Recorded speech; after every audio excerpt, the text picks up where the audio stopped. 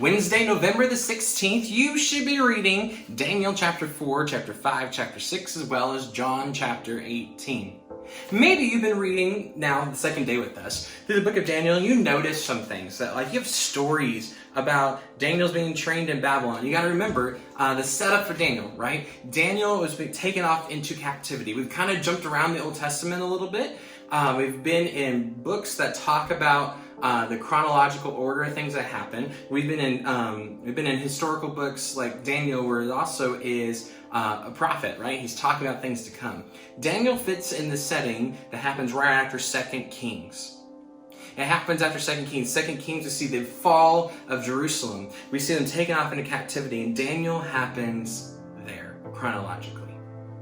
We also see, as you read through this, you'll notice that you have like Nebuchadnezzar, and you have Daniel, and then if you keep reading, you have Nebuchadnezzar some more, and then you have Belshazzar, and then you have all these other Darius. It kind of jumps around a little bit. The book of Daniel can kind of get confusing sometimes, because it's not really written in chronological order. And so when you read through this, you need to know that the chapters 1, 2, 3, 4, 5, 6, roughly, and it gets a little different after that. Yeah, about 6 chapters are all chronologically done, okay? The first 6 chapters, they try to tell you, they kind of walk through the life of Daniel, things going on. And then Darius is at the end. But then what happens is we get more chapters from the life of Daniel. The next 6 chapters, 7 through 12, are all mostly dreams of Daniel, that he had interpretations of dreams throughout the things that happened in the first 6 chapters. So we kind of go back, and we kind of go forward, we kind of go back, and we kind of do some things in the middle. So just so you recognize that, I know it can get a little confusing. But today's story shouldn't get confusing. Today you have in chapter 6, one of my favorite stories from the book of Daniel. You see, Daniel lived in a kingdom that was in exile. He was in exile in this kingdom. And while he was there, you have King Darius. He appoints these seraphs to be in charge of his kingdom, 120 seraphs, to be like kind of counseling wise people. And he appointed Daniel to be in charge of a lot of stuff, and a lot of these guys didn't like Daniel. He was an outsider. He was someone who was from the previous king. He was from the previous kingdom that this kingdom had taken over. And he did this weird thing. Daniel did this weird thing, in their opinion. He worshipped Jehovah. So they didn't like Daniel. He worshipped a weird god, in their opinion. And so they decided, how can we get rid of Daniel? It wasn't because Daniel did acts of things that were against the empire. It wasn't getting rid of Daniel by the things that he said. It wasn't by getting rid of Daniel because they could try him for treason or anything.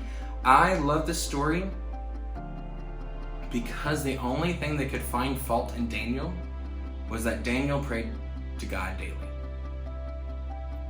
That's it.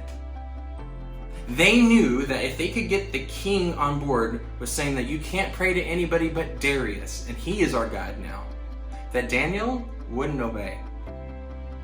That Daniel be devoted to praying to God alone and spending time with him.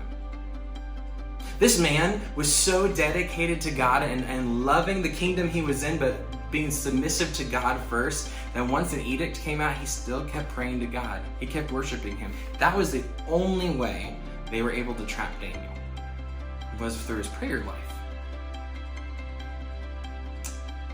And I love this story because, I mean, you can read on, and you've probably read it before. They close the mouth of the lions, he gets saved from the lions. I want to talk just for a moment, though, about this challenge.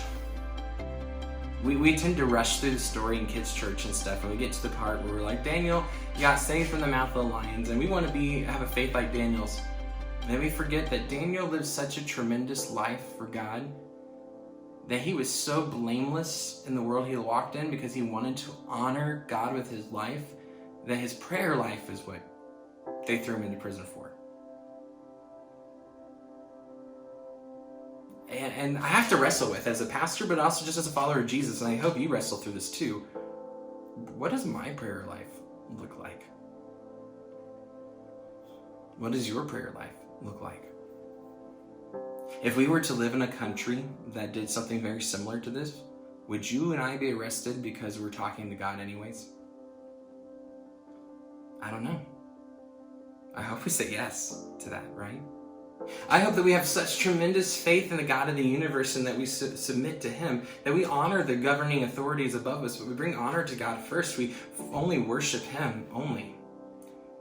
And that I want to live such a faith-filled life. I want to live life so obedient to Jesus that if my culture, if my government started doing things that were contrary to Him, that I would be arrested because they had so much proof that I love Jesus. I hope that you have the same problem. I hope that we live such incredible lives for Jesus that if things were to go sour, if things were to take a turn for the south, and things were going to get bad, that no matter what happens, that we live such evident lives for Jesus that they can't help but show people in court, man, these are Jesus followers. If that's what I get tried for, I'm okay with that. My life is submitted to the King of the universe. So is yours.